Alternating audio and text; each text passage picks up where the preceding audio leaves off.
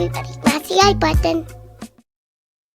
Boom. Y'all know what time it is. Yo, GMGM fam, it's 9 a.m. here on the East Coast. Let's get it. Welcome to Web3 Breakfast. I am JChains.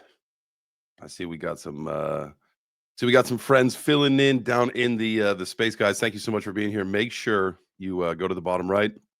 I call it the purple pill. Some will call it the multiplier. Whatever, potato. Go down there, hit that thing, tag some friends, bring them in here. We are going to have a fun show today. We're going to talk about some crypto stuff. Let's talk about what is going on in the world. China slapping some tariffs back on us. Little pissing match between the USA and China. Let's chat about that. I got a couple stories pulled up, so we got some things to chat about. So that 84% retaliatory tariffs. You also got Jack Dorsey saying Bitcoin will fail if it's just a store of value. Michael Saylor himself can't disagree more. He's in hot water, I think. Saylor's in trouble, potentially, if this thing continues to push down. I hope it's not, man. I hope we go back up. Let's see. SEC pushing back on Ripple. Surprise filing in a lawsuit. So we got to check out. I don't even know what that's about. I saw the XRP or the Ripple headline. So I said, oh, shit, let's grab it in case anybody wants to talk about that. And then it is Paris Blockchain Week. So if we know anybody out there, want to know how Paris is going. Because in all reality, y'all know how I feel about the French. Fuck the French. We eat freedom fries in our house. Sorry, I was up way too late working last night. So we eat freedom fries in our house. We freedom kiss, my wife and I do. If we ever decide that we want a different breakfast bread other than pancakes, good old American pancakes, we will make some freedom toast or waffles. Probably waffles would be number 2.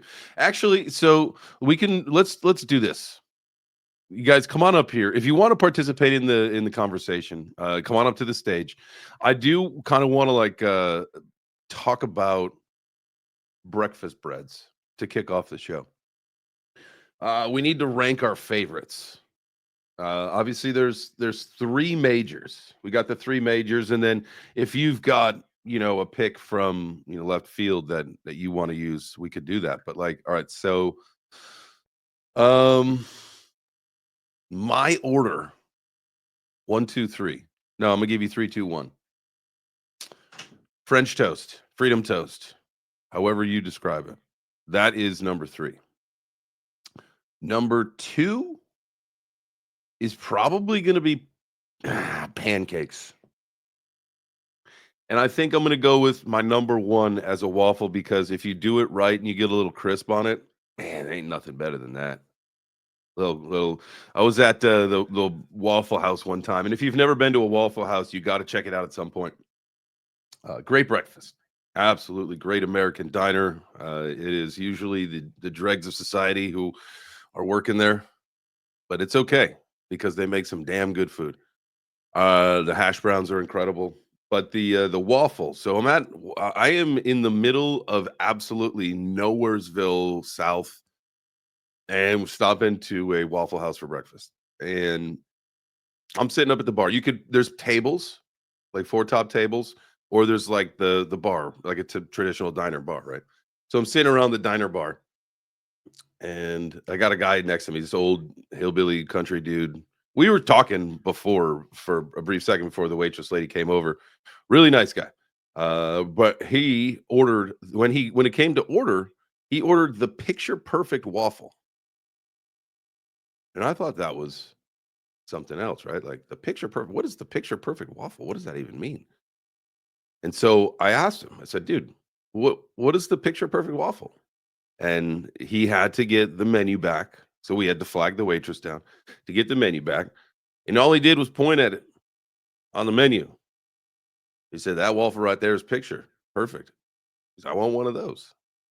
I said, okay, I get it now.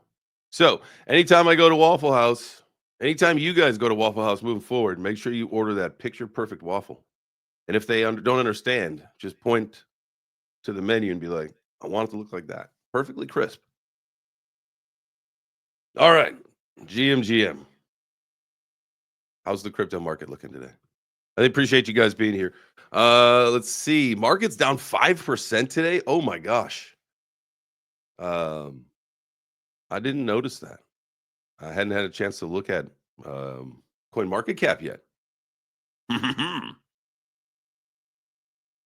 4.86%. Volume's down 36%. What's our Bitcoin dominance done today? Hash, come on up here if you can. I know you want to chat about some of this stuff. Anybody, y'all are more than welcome to, or invite some people here that that do want to come chat. It'd be great. Let's see here. S&P down 1.5% again today. All right. I guess it's that retaliatory tariffs. Just keeping everybody on their fucking toes, huh? There he is, Mr. Hash. GMGM, sir. Yo, yo. JChains, can you hear me? Yes, I can. Nice. We should start a musical group together.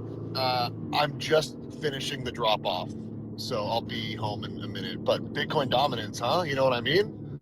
Oh man. So we have been flirting with touching, going back to that 64%. So back on Monday, we touched 64%, and then we came back down, and we've kind of leveled off at like 63.3% for the last 2 days, with some bodies that go up to like 63.5-ish. I'll tell you what, man, I had put out a post. Was it last night? Let me just double check here really quick. I believe it was last night where I put side by side, and this is something that we were talking about, where we put the total crypto market cap excluding the top 10, right? So that doesn't have Bitcoin, it doesn't have XRP, ETH, USDT, USDC, all that stuff. None of the majors in there, just number 11 and beyond, versus the Bitcoin dominance chart. Because someone had asked me in the afternoon, like, when is there going to be an altcoin season? And the answer is, until Bitcoin dominance drops, no, there can't be. Because what we're seeing, and what I can do is post this into the Jumbotron for you guys. Because if you were to think, there you go. If you were to be thinking about this, like, okay, the altcoin market has just been bleeding since December. We know that. We know that that's been happening. And if you look at, again, comparison side by side, the Bitcoin dominance chart has been roaring vertical up. It's had a couple little dippy dips here and there, but nothing major. So like the big dip that we had with the Bitcoin dominance happened right as we were like going into the crazy part of the altcoin season. So that drop was, I will go from wick to wick. From wick to wick was 11.32% over the course of 12 days. So that dominance dropped down to 54%. And that 11% is what gave the altcoins the opportunity to run. We'll go from wick to wick on this as well. 131% in 33 days. So we need to see Bitcoin like chill the fuck out, and altcoins need to go on a run. Now, that doesn't mean that Bitcoin price needs to go down.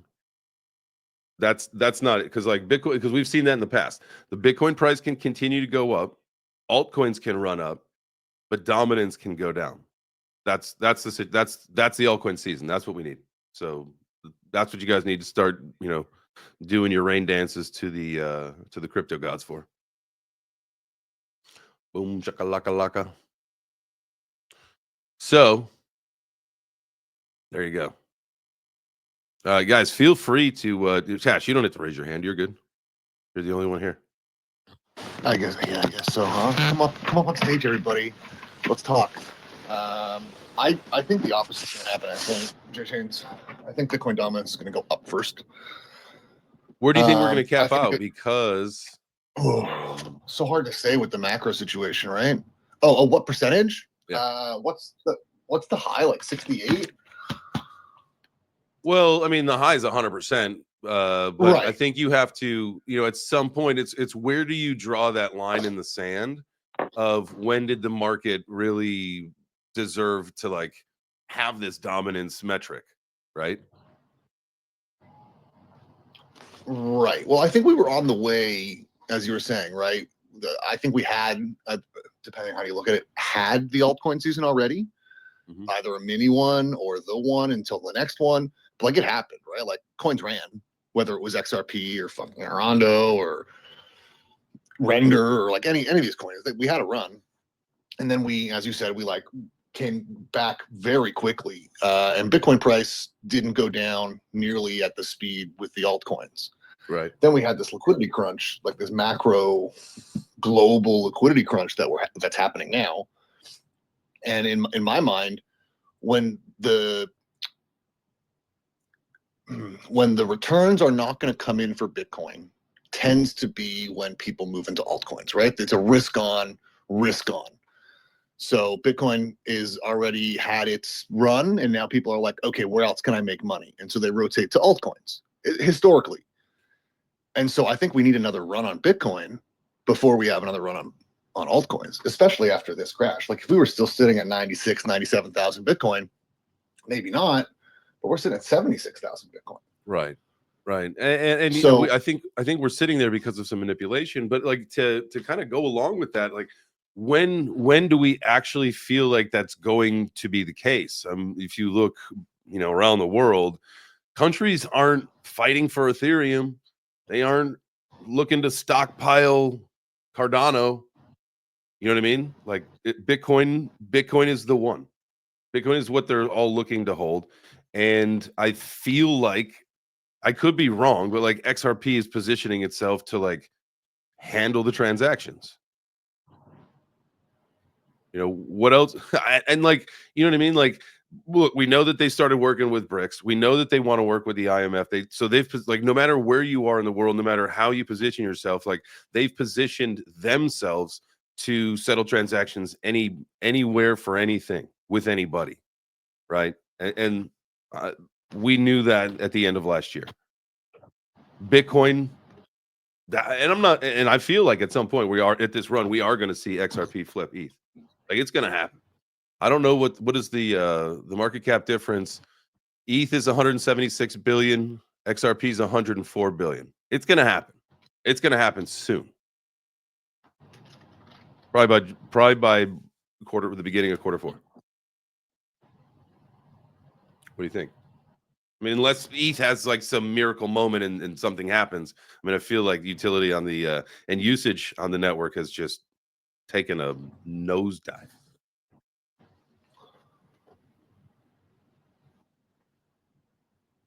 But yes, and maybe I'm an ETH boomer closet maxi. I'm not sure. Well, listen, that's where I got my. But now that everybody's, where I got my come up too. So right, everybody's saying it, and I like to counter trade the sentiment typically. So if everybody's saying it's ETH is over party, I mean everybody probably doesn't know what they're talking about. At least on crypto Twitter. Ethereum is like what makes crypto run. You know what I mean? Like when you're leverage trading, what are you leverage trading on? USDT. On which network again? Yeah, probably ERC20.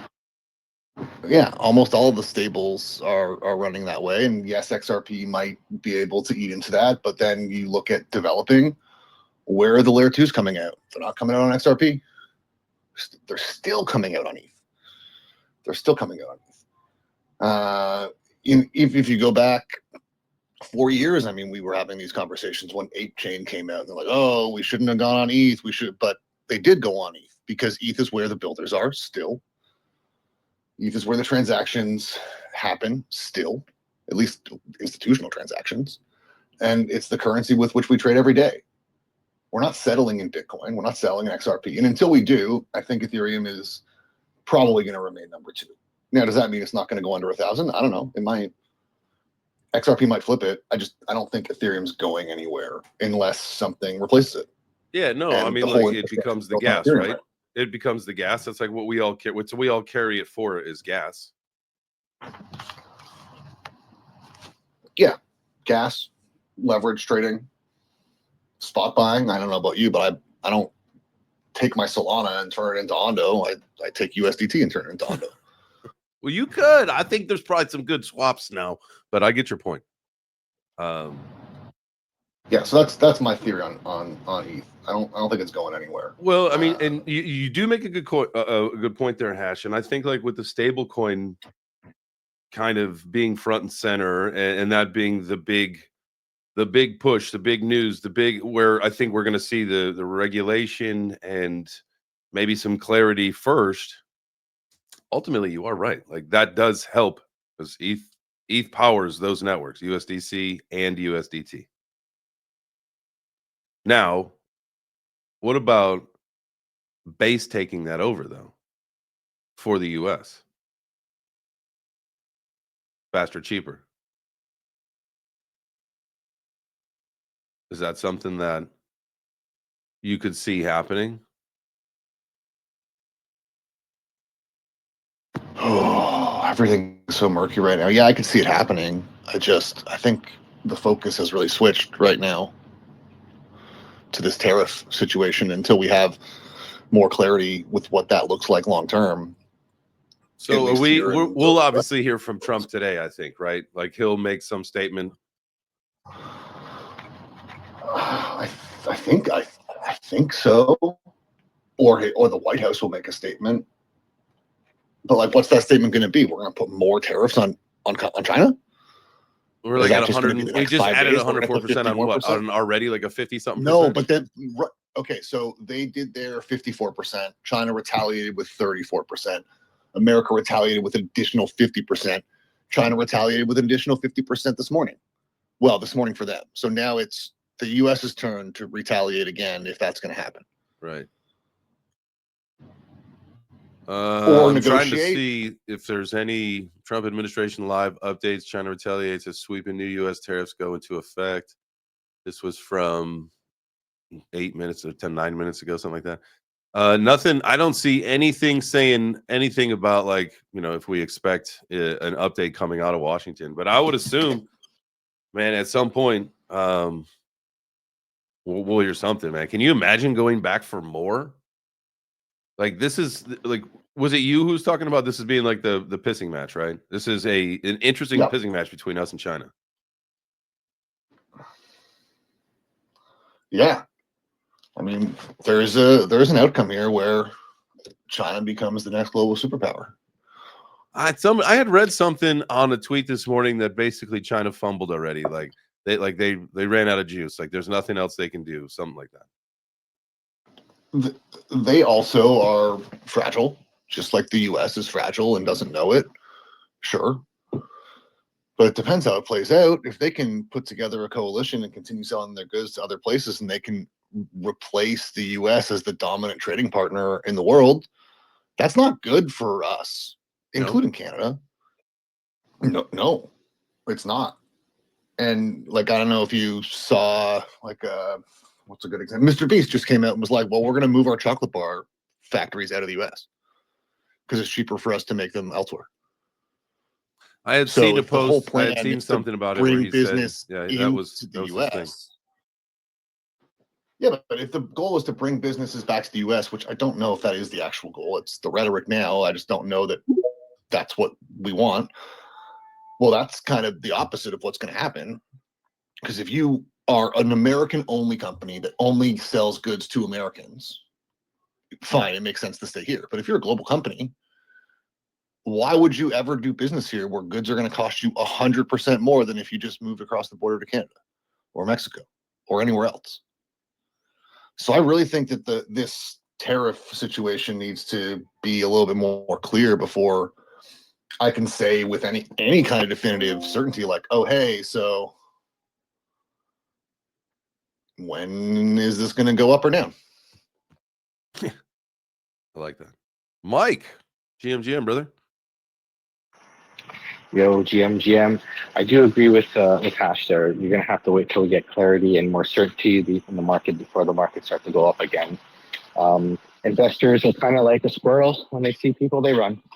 So when they see fear in the market uncertainty, they run. I was looking at a funny stat yesterday, actually. We're talking about the tariffs in China and what's going to affect who more.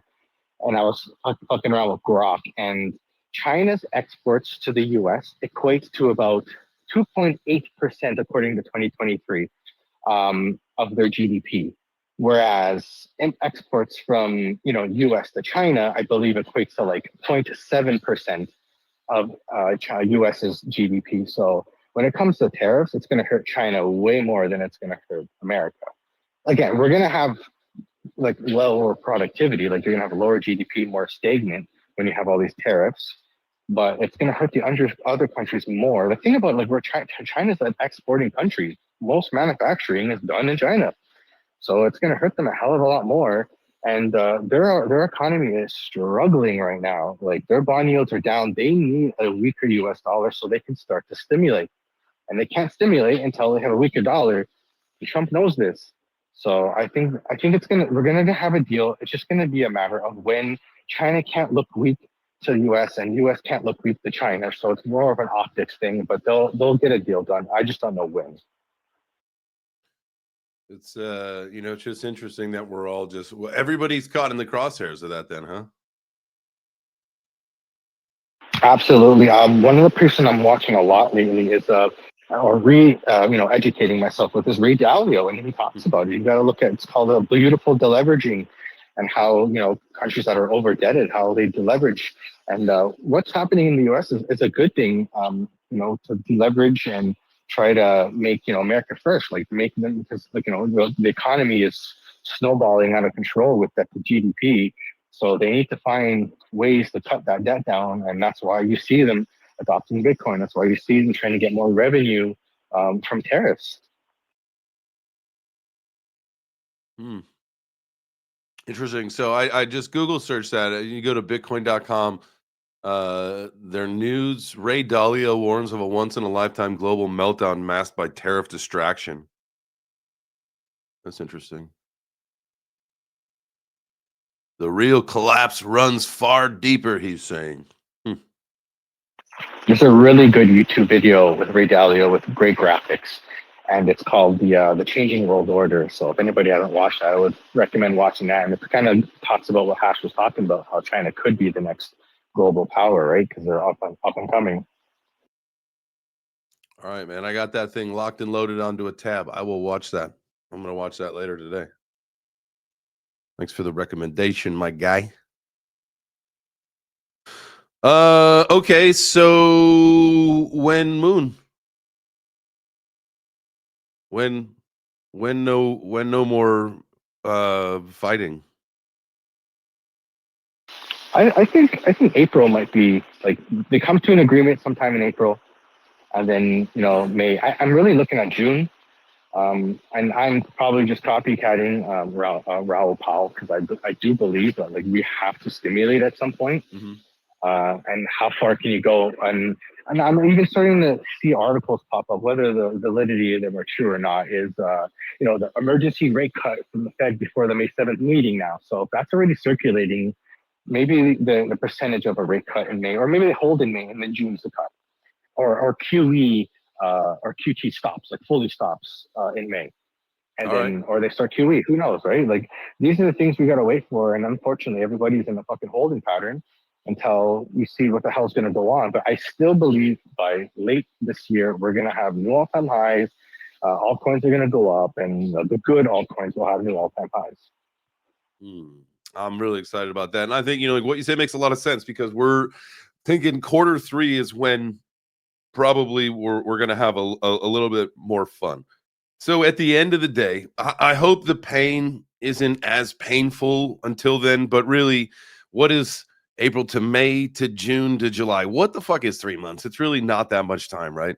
It will go by so fast. And so really use these next several months as the opportunity to go ahead and learn something more about your craft, or to find, you know, ways to make more money, to get that dry powder, to buy more chips while they're down. I mean, this will be like, I know, man, it's just, you feel like a bozo for saying this, like, this is the buying opportunity of a lifetime when you say that through a couple dips. But knowing that there's also, like, you know, you got the global issues going on, and so the economies around the world are all struggling. Everything is going to fucking turn around at some point, because they can't just, now they're all just, nobody's just, not just all going to shit.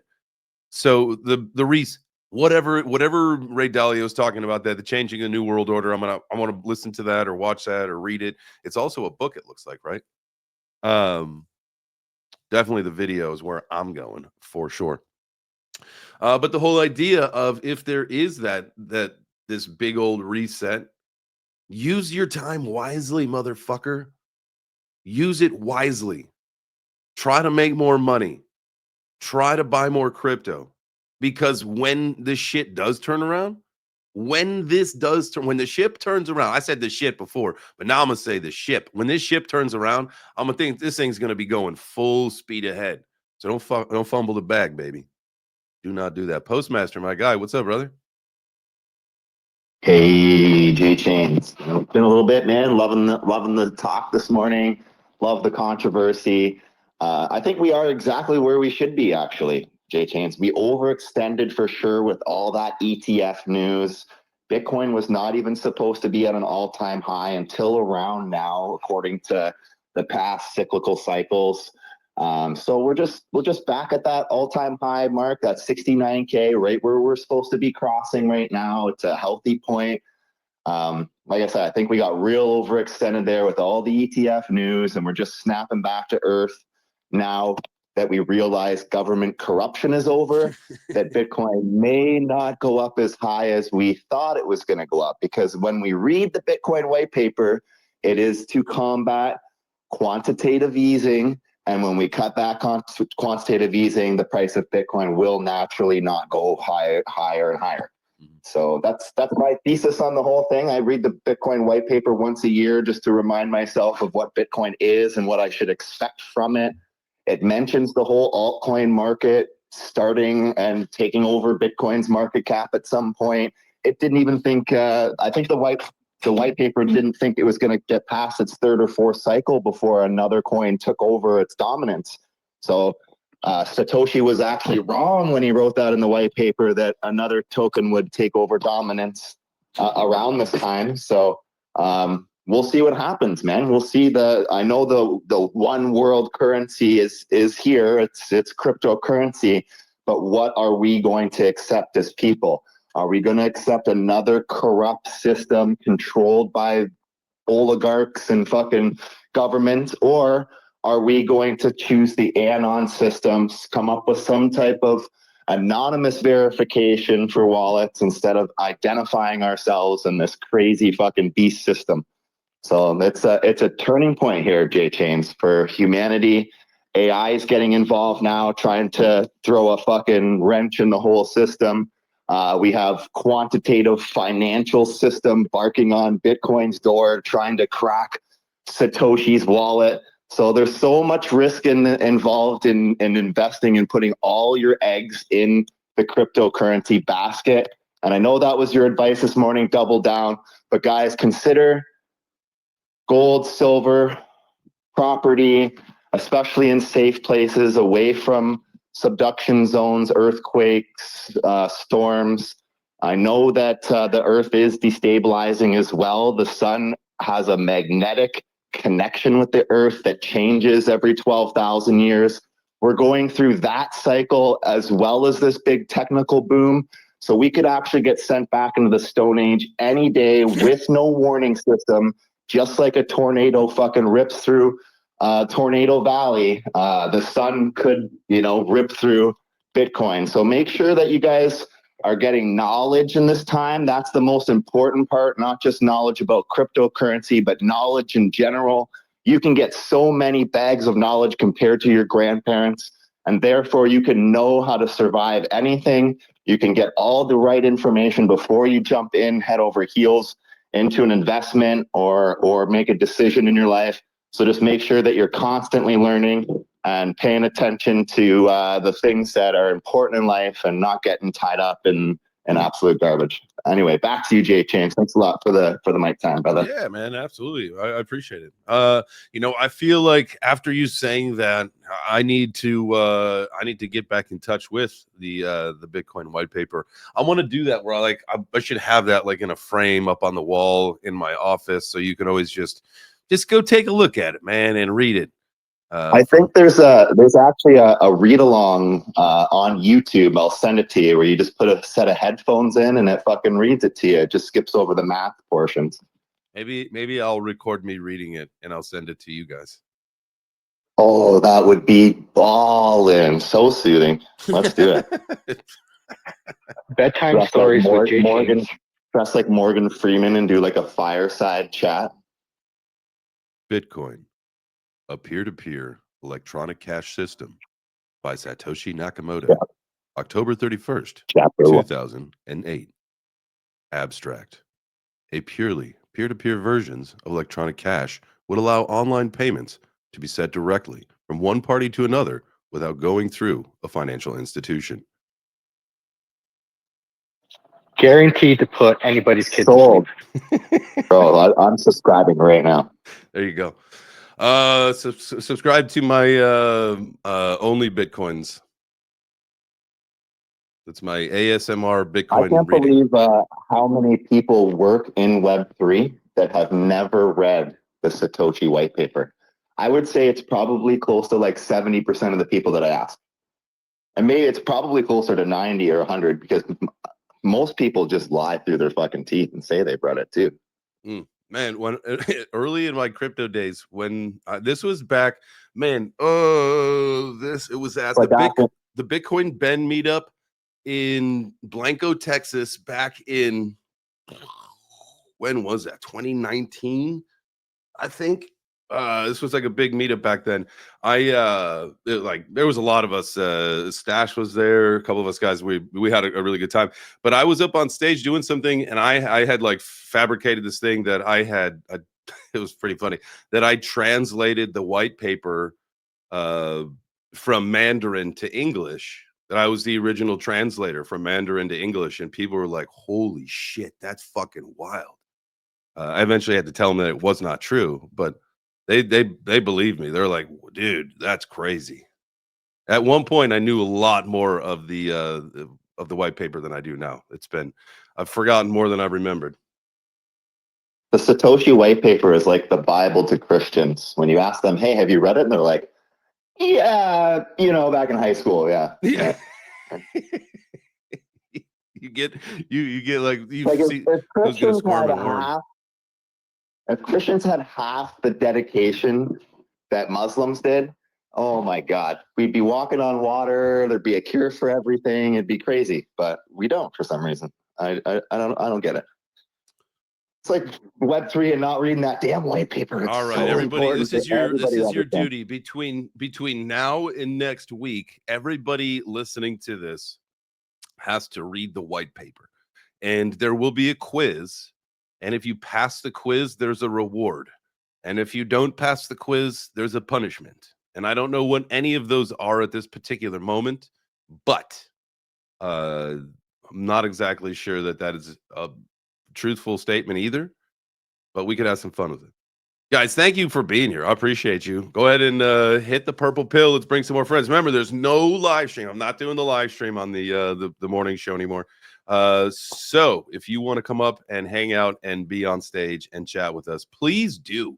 Please do. I do record it in the background though, because I'll post it as a video and chop it up into clips and all that stuff. But doing it as the live stream, I like this better. It's easier for my morning too.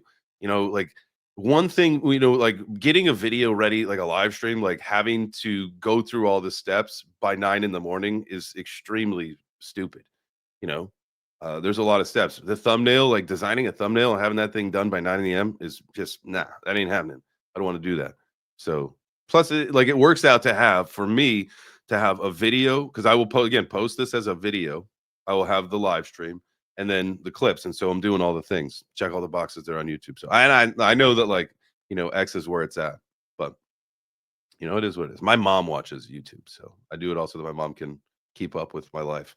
I think most people in like my normal life know about my life through the show, which is good. My way to communicate. But anyway, all right.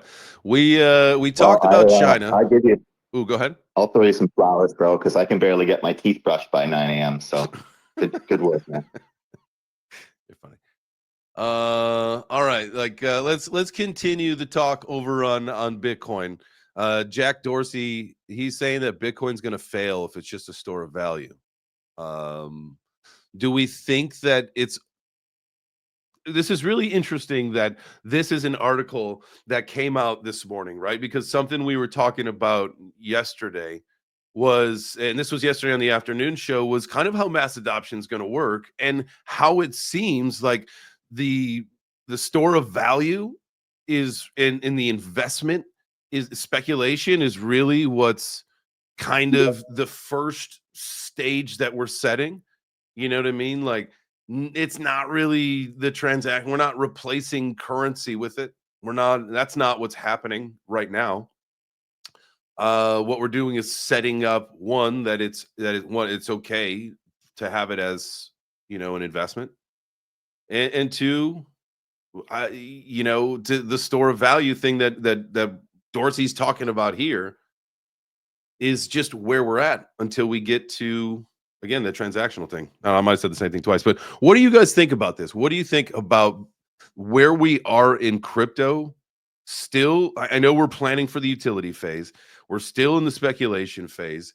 We're hopeful that, once we get into the later parts of this year, again, the SEC recently just said, excuse me, not the SEC, the FDIC said to banks, like, it is okay for you to offer crypto. So that means, much like Coinbase, even though I know we talked in the past, the FDIC doesn't mean shit. Like, what are you going to call the phone and call the FDIC and say, where's my money? They're going to go tell you to fuck off. They're not even going to pick up your phone call. They're not going to probably answer your email for a while. I don't know. I've never had to deal with the FDIC, so I'm not sure if that's factual. But from what I understand, we've had these conversations before with people who have, and that's kind of the thing where it's like, what would you expect out of the FDIC? Like, if you had a problem, it's like crypto, right? Like, good luck. But them saying to the banks, like, you're cool, go ahead. That's a great thing for mass adoption where we're headed. But stable coins, that's going to steal the show, I think, in the beginning. What do you guys think about this stuff?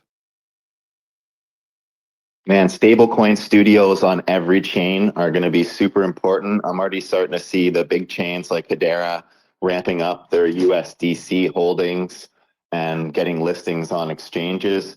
But hey, I already hate banks. I don't think that we need the banks. In fact, crypto kind of teaches us to be our own bank. Mm-hmm. But I did have a vision a long time ago that our current banks will be little crypto hubs with like 5 or 6 representatives from some of the biggest cryptos teaching and onboarding people on how to be their own banks. So I think that's probably where we're going to head, is our normal banking system will eventually dissolve down to like the credit unions that really are just educational tools for helping people be their own bank and learn the new system that is crypto, basically. And those custodial banks will just become like key holders kind of thing, like where they break up your private key, send it to one another, have some kind of digital identity system that connects those banks that can verify you and rekey your wallet when you lose it off your device. We see that with the DREC Alliance. So it's only a matter of time before our 1980s style all cap locks banking just fucking bends to the power of encryption banking. And with AI just around the corner, being able to pretty much steal anybody's 4-digit passcode, I think it's due time that they upgrade. And it'll probably be through unions, credit unions. Banks won't get the bailouts because of the corruption that Doge is about to uncover on them or whatnot. And but yeah, basically they're going to use AI here to push the new system on us. And do you think it's probably not that far away, bro? Will we see we saw EOS, right? EOS was one of the biggest fuck, what was it? ICO, like recipients from back in the day, right? They switched over, or they're rebranding to Volta Finance, kind of anticipation of the same thing. I think if you look at some of the fine print and fuck crypto.com, but before the bullshit about rolling back the token, if you looked at some of their website stuff, it looked like they were shifting to kind of more of like that bank mentality. If you saw some of that stuff on their website. And so do you think that credit unions will really be the star of the show, or do you think it'll be these institutional products that are already here? EOS is a little bit harder of a sell for me than crypto.com. Obviously, the crypto.com news, unless you're a crypto native, you don't care. You don't know, nor do you care. But for any of us that are here, that's such a big turnoff. But right after that was announced, like days after, the next day or whatever it was, the Trump team announced that World Liberty Financial was moving forward with a partnership with them. It's like, fuck. Like why? And there was like some other headlines with crypto.com. It's like, wait a second, guys, just hold the fucking phone for a second. This is not something that we do in crypto. Why are we allowing these players to continue to move forward in a much larger capacity, doing stuff that is against like the ethos, against the fucking rules of crypto? Go ahead, Mike. So I think like crypto exchanges, like the big boys, they're like the new banks. Robinhood could be like your own bank. I don't know if you can do it in the US, but I know we have something similar here called Wealthsimple, where you can just deposit your paychecks directly into there. You can hold cash, you can buy stocks, you can buy crypto, you can, invest in your TFSA or RSP, which is like your Roth or your 401k. So you can do all that stuff from there. So I see Robinhood, things like that. Like maybe it is kind of like a credit union, and it's just these digital platforms, these fintech companies that are the new banks. Everybody can just bank from their phone. Dude, okay, I love that. And so so think about this, like Cash App, same thing. I have Cash App. I've used Cash App for many years for like Bitcoin stuff. You have a bank account, you have a routing number, you have an account number, you get a debit card, you get all the shit that you would with a bank account, right? Not only that, that was like I was able to deposit my my YouTube check like directly through like from the Hyper wallet right into my Cash App account, right? And then from there, I was able to buy Bitcoin and Nvidia stock. You know what I mean? Like that to me, that's the future. Like fuck Bank of America. Like Bank of America, like if I were to just like internationally travel somewhere, my card's probably going to get flagged for something if I'm like in Bulgaria or, some crypto conference like in Estonia or whatever, right? But if I'm using my Cash App card with my crypto or whatever, like there's going to be no questions about that. And so that to me is also like the future of this shit, is like some of these existing products that have it all. They give you the bank, they give you the card, they give you the crypto access, they give it to you all. I think that's the move. I think go ahead. I was just going to say, I think the big banks that don't adopt that kind of model will fall behind and, go to the wayside. But do you think they'll be able to offer anything other than stable coins? You think they'll be able to offer? Because like Cash App is only Bitcoin right now, and that sucks. I wish that, it was more like the Venmo or PayPal. I think you got a few more options there. I wish you could at least do stable coins with Cash App, but maybe in the future, who knows? I think it'll be like back in the day when the exchanges came out, it was only Bitcoin, Ethereum. So I think it might be one or two to start, like stable coins first. Let that shit go. It's going to take a longer time for the big banks to do it, but eventually everyone's going to want it. If people want it, they're going to get it. It's as simple as that. If they want to stay relevant, they're going to have to do what the people want.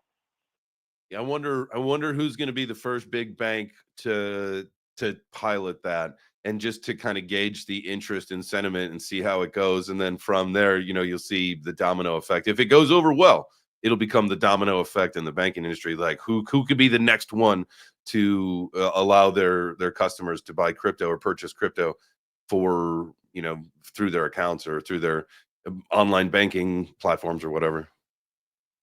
Post, were you going to say something? Yeah, just a little thought experiment that we can't discount that some of the banks may be some of the, leaders of some of these cryptos as well. I'm sure that they are actually. And are pushing for their own networks. I mean, you look at the governing council of Hedera, there's like 6 or 7 banks and endowments on there. So, I mean, there's going to be the choice of the banks that have all the assets for them to store and become their own wealth simples and Robinhood apps. And that's just going to eliminate the need for stable coins in a way in the future. Once we all kind of start interacting with these networks, we should be able to look more like a barter system, but a digital barter system where stable coins aren't even really necessary, because you could have every ruby and diamond and gold bar and everything have some type of RFID slapped sticker on it that tracks and validates the whereabouts of almost every item in the world, digitizing it. We're seeing it already, the pilots for a lot of real world assets. So in 20 years from now, more of a barter system without a US dollar would be ideal, just having value of the network tokens. There'll probably be 5 tokens, Bitcoin, or one taking 50%, the next one taking 25, then 10, then 8, then 2, then basically nothing. So the top 10 cryptocurrencies will be 99.9% of the value of the market. It's proving out basically our new currency system. So there'll probably be, I don't know, between 5 and 10 actual real value cryptocurrency layer 1s, and then the rest of them will just be fucking useless. And we'll have every real world asset marked on chain. And therefore, what do we need a US dollar for when we have gold, silver, platinum, palladium, everything that you can invest in as a instant settlement system compared to the value of a locked Bitcoin or some type of value with quadrillions worth of assets that's super stable, which could be Bitcoin, it could be Ethereum, it could be Hedera, it could be Ondo. You never know which layer is going to be that actual layer of truth that validates all the other layers. So we'll see what comes in the next few years, but it's definitely going to be this computing and ledger system that overcomes the fiat system, because it's just so much more useful and trackable than the US dollar is, and probably a lot less corruptible. So back to you, JChains. Yeah, man, I appreciate that. I know Mike or Hash, if you guys got anything to say about that. I kind of want to like piggyback off one of the things that you had said there, especially tokenization, RWAs, all that stuff. There was obviously the famous Boston consultant group about the 16 to 30 trillion by 2030. Recently, Ripple had came out and said, they think 18 trillion by 2033. So we're moving the metric a little bit, a few years down the road, with a little bit taller of a baseline number, but 3 years down the road. I wonder if there's a reason to extend that timeline, or if we still should expect fireworks by 2030, because with all of that, if we have, say, a tokenization ecosystem that has a market cap of 16 to 30 trillion, to me is the conservative numbers, right? So and we're bulls, we're all bulls here. I know pragmatic bulls, sometimes we're bears, but we're gonna be bulls today. And so we'll say 50 trillion. 50 trillion. At some point, we can't sleep. We can't go into hibernation like the Bitcoin wants to do every couple of years. And we know Bitcoin's been on a tear. So at some point, when we do go into like a total bear market and this whole RWA ecosystem starts to really generate money, like when do we decouple? That's a long-winded way of asking you guys, when does the crypto market decouple from the Bitcoin 4-year cycle? Because it has to at some point. This ecosystem has to outgrow Bitcoin. I feel like it's already doing that. like, doesn't gold kind of follow the whole business cycle still, even though it's been around for hundreds of years? Like, it still follows, gold will go down when there's uncertainty because people are going to want to, pull out cash. It doesn't just go up, as soon as uncertainty happens, right? Okay, but so I still think it's going to follow the business cycle. So certainty, like, when you have uncertainty in a market because something is going on, that's not the same as every 4 years because of the math. You know what I mean? But the central bank is still going to pull their levers in lowering, changing monetary policy. And unless that stops, then we're still going to have a business cycle. That's what creates the business cycle, is the federal bank changing monetary policy. Is that a regular scheduled thing? It seems to be every couple of years. I don't know the business cycle as well as I know the Bitcoin cycle. Okay. But it does have the S&P's been kind of doing the kind of same thing. You have a couple years up and you have 1 year down, and you have a couple years up and 1 year down. Ever since I was actually looking at the chart this morning, ever since 2008 financial crisis, that chart has just been up and to the right. But yeah, every time, this is why everybody just watches the central bank, because that is indicative of what the market's going to do. And the market's going to want to price in what the fuck they're going to do a year ahead, because they're forecasting what's going to happen in the future, not what's happening now. Right.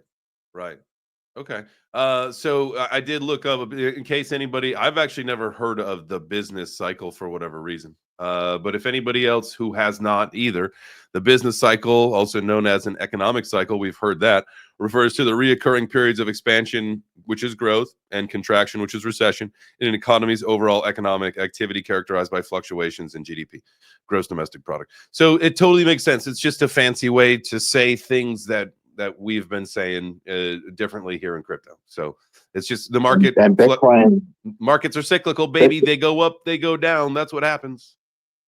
Bitcoin took that or Satoshi took that into consideration too, and writes about it in the white paper, and timed the making of Bitcoin to be cyclical with those business cycles as well. I can believe that. All right.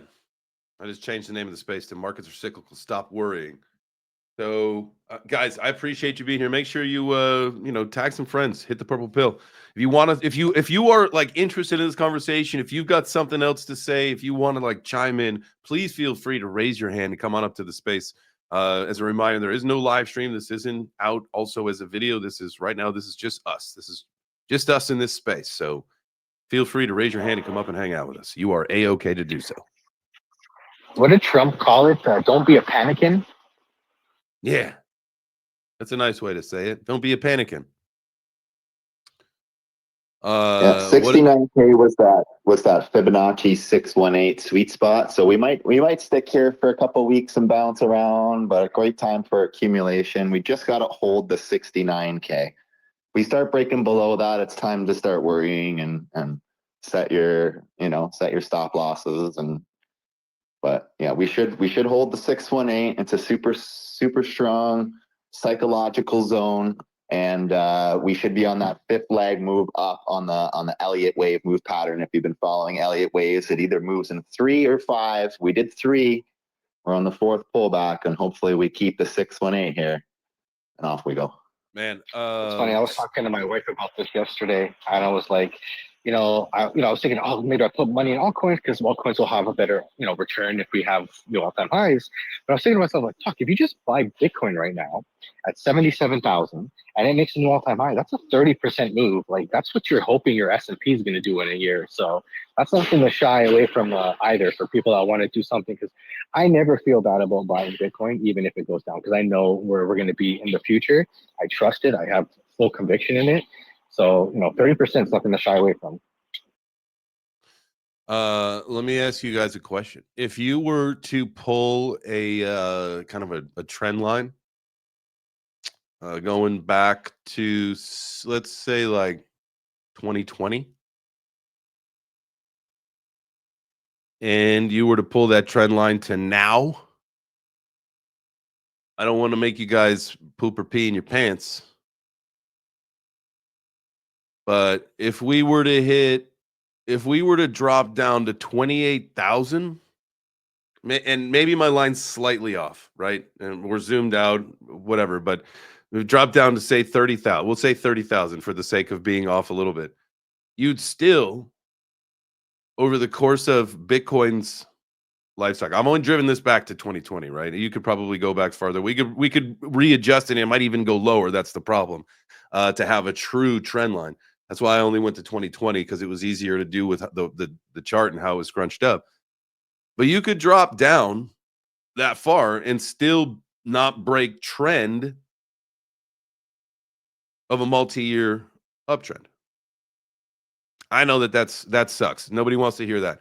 That's one thing. That's one doomsday situation. Another one you guys have heard me say. If you were to open up your charts and you look at Bitcoin on the 6-month chart, there's been a couple times throughout its history where it chills out for a year. And it is starting to play this game where when we first saw this, it chilled out for a year, pumped for 6 months. Chilled out for 6 months, right? So we had a little pattern there. And then it pumped for 2 years, chilled out for a year, pumped for 2 years. So far, we've chilled out for 6 months. The 6 months chart is bloody red. So that means, for how this thing went, is our first dip took a 75% dip. The second one was a 65% dip. So if we were to say, okay, let's go on this diminishing dips from 75, 65 to 55, from where we started dripping to a 55% drop takes us to 41. Keeps us in that trend. I like to say no thank you to that as well. I'm just letting you guys know these are some doomsday situations. I'm a perma bull, don't get me wrong. These are just some of the shitty things that I see on the charts. Mike, go ahead. See, I don't think of myself as very intelligent, so I need to keep things very, very simple for myself, to make it easy for myself. And it comes down to one thing. If you're worried, then either you're not in a good project, or you don't know enough about the project to have conviction, or you're over leveraged, right? So that's what it comes down to, managing your emotions so you don't do stupid things. So I think if you're in an altcoin and you feel worried that you're down right now, either you subconsciously don't believe that that's a good coin and don't believe it's going to go back up, or you're over leveraged. You need to have conviction, and you have to believe and have faith in the things that you're investing in. This is where knowledge comes into play. Use this time, like we say, make yourself better 1% every day.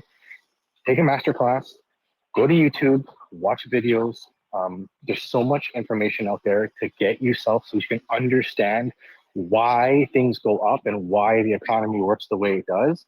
And then you'll have, the more knowledge you have, you won't be fearful, because fear is a natural emotion of the unknown. So when we know the unknown, you'll have no problem with knowing. The fear will be gone, because now, you understand, and develop a long-term mindset. Because if you're thinking about short-term this, short-term that, you're going to drive yourself nuts. It's crazy out there. Crypto still is the wild, wild west if you're thinking about day to day. So develop a long-term mindset, manage your emotions. If you want to trade day to day, have a small part of your portfolio doing that, so you're not worried about it. If you lose it, you lose it. You still have your long-term gains that keep you up over the long term. You're not going to lose it all. Oh yeah. No, I like that. And there are a lot of people here, and to be fair, there are a lot of people here in crypto that are doing different things, right? You got people that just spot buy, you got people who only build, you got people who trade, you got people who do all of the above, right? And so there's different strokes for different folks. And absolutely, if you are trying to make a difference and stack your chips and create that financial independence, and you want to be financially free, we all do. This is what we all want. This is the time to do it. We got a gift. We got the opportunity. We got another chance to stack the chips before it rips. So, but see, what you're saying is different strokes for different folks. What I'm saying is do it all. Oh yeah. But some people don't want to. You know what I mean? A day trading portfolio. I want to create content and earn crypto. I want to trade and make crypto. I want to spot buy and make X's in my portfolio. I want to build and create something that's long lasting here in this ecosystem. I am going to do every facet that I could humanly possible to ingrain myself into here. And I suggest everybody do that. Everybody that has the ability to turn that camera on, to turn a microphone on, it doesn't have to be a camera. Just like start talking and giving your opinion out. And if your opinion matters and it means something and you're right and all that stuff, people will listen and people continue to tune in. And that's the whole point. Like just do it. Like the one thing that I've always said, I've maintained this from day one in this industry. It's like, how do you do it? It's like, you just fucking do it, right? You just do it. It's going to suck in the beginning, but you just do it. And then eventually you're there. Well, no matter what it is it art? Is it content? Is it building, coding, writing? What is it? Like, figure it out. Figure out your craft. Figure out what makes you happy. Turn your passion into a profit. I've said that was back in like a couple channels ago that I had. Turn your passion into a profit. Like, that mentality has never changed anything. Like, why the fuck not? If you genuinely love doing something and you can get paid to do it, and then eventually that can overtake what you do and that becomes what you do, so that's a slam motherfucking dunk, baby. Like, that's a slam dunk. Like, to get paid to do what you love, because then you don't work and you just do. And that's when you know that, like, you're doing the right thing, when you get paid to do the thing that you love to do. I see we got Doom come up here. What's up, Doom? Hey, what's up, man? Do you guys hear me real good? I'm in an area where my cell phone reception sucks. Yeah, loud and clear, brother. Okay. Hey, I just wanted to bring up, this is a little off subject, but since you brought it up, so the just do it part, right? So years and years and years ago, my grandfather passed away, and he was pretty cool. He was badass, like brought himself up from rags and lived a good middle class life and whatnot. And he always used to tell me, he's like, Gregory Michael, because I always was like, dude, I don't know how to fucking do this shit, right? Like, I don't understand how to do this. He's always just like telling me, yo, just fucking do it. I think with your analogy, like, I'm 37 now. That old man used to fucking tell me that shit when I was 12. I think I finally get what that is. Like, I think I just had an epiphany. So I'm glad that you explained that. Like, thanks. Hell yeah. I've never gotten that, but I get it now. I love that, man. You just do it. You figure it out. You know, you whether you make errors and you learn from them, or you do something differently and you pivot, whatever it is, man. It's just, you know, it's like that. They say, like, the difference between like a what is it? The millionaire and someone else is, you know, someone who failed maybe a few more times but didn't give up. And I think that ultimately is the thing. You just do it, man. And sometimes you got to throw shit at the wall, and you throw shit at the wall until it sticks. And ultimately, that's all we can do in this life, right? Is just try to find your way, man. And especially like in Web3 or crypto, blockchain, whatever it is, because this is an emerging market, because it's just getting started, because we're all kind of like building the plane as we fly it. There is, get in where you fit in, man. There is a place for everybody to do anything that you want to do. Whatever you do in the normal world, there's a spot for it here. Get on the roster. Feel me? You feel me? Fight Farm. What's up, bro? JChains, what up, dude? What's up, guys? Good to see you. Yeah, I just want to come up and second what you're saying, dude. Just wanted to second what you're saying. Don't let anybody tell you what you can or can't do in this space. Everyone has equal opportunity. To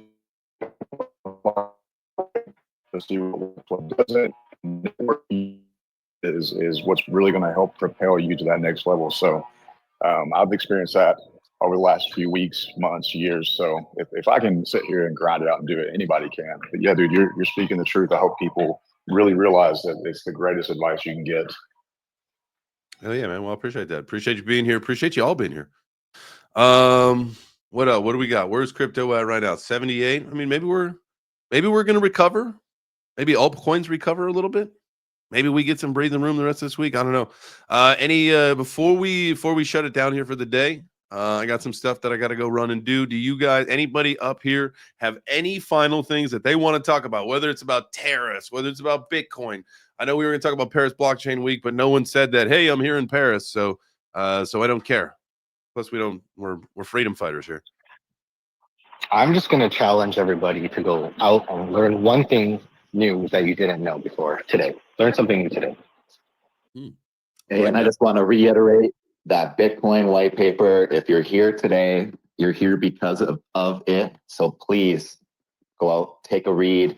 If you don't understand the math, it's fine. There's plenty of other English in that white paper. Just read what it's about. And yeah, just enjoy your time here. This is investing, doing what you love doing. It's a place where you don't have to be accredited or even identify yourself. So make sure you're here having fun and not betting the firstborn in the kitchen sink on Altcoin. Yeah. Back to you, Tim. Yeah, please don't. Maybe a little bag. Get a little bag, a moon bag of fart coin if you want. I don't know. It seems to just be tearing. I think it's a good trading coin. Kind of like, you know, it's got the volume, it's got the narrative, it's got all that push kind of thing right now. So you could trade it, and I think you could trade it with leverage on some sites, which you should probably join the trade team on Femex. Guys, today is April 9th. Tomorrow is April 10th. That means the Easter trading competition on Femex starts. If you want to join our team and trade with the Web3 Breakfast crew, you can do that. You can do that. So you can find the link. I'll make sure. I should probably have posted the link up into the nest, but I will do that in the next second here. But yeah, if you want to join, look, no KYC, no VPN needed, none of that stuff. I've whitelisted everything. I've done all the things that I can do so that it's easier for you guys. That's what Femex told me, is that you could just boom, no KYC, no VPN, no nothing. You guys are good to go. So let's join the trading competition together. Let's win some shit. There's different levels. So it's like say someone trades, you know, $30,000 in total. There's a winning prize pool for that. Like there's a whole group for people. It's like, I think maybe like $100,000 and less. Like there's, you know, whatever. I don't know what the actual things are, but there are different groupings for different thresholds of your trading volume and lots of winners, man. So don't let that be the barrier to entry. And also, if like the first 500 traders, I think you can claim up to a $50 loss on your first trade. Like, where the heck do you get that? So do the things. All right. Anybody got anything else? That's it. All right. Well, you guys know the drill. Mike gave you homework. Learn something new. I am going to watch that Ray Dalio video. That's my goal. I'm going to do that today. So I will be watching that, and that's something new that I'm going to learn. And then also I'm going to work on, I will, for you guys, I will absolutely do this. I am going to record myself sitting in this comfortable chair behind me with, I don't know, maybe a glass of wine, maybe something. And I am going to read the Bitcoin white paper with a microphone close to my mouth for anybody that wants to hear it. And it'll be free. There's no paywall. There will not be a paywall for that. That is, you get that free, absolutely, for being a valued Web3 Breakfast community member. I love you guys. Make sure you do something to make yourself 1% greater today. And you do that over the next couple days. I promise you, man. By the time we get to Friday on Pizza Day, maybe you talk to someone that you've been procrastinating. Maybe you did something around the house that you really didn't want to do, but ultimately you needed to do. Whatever it is, relationships, work, life, music, money, do something. I love you guys. See you tomorrow.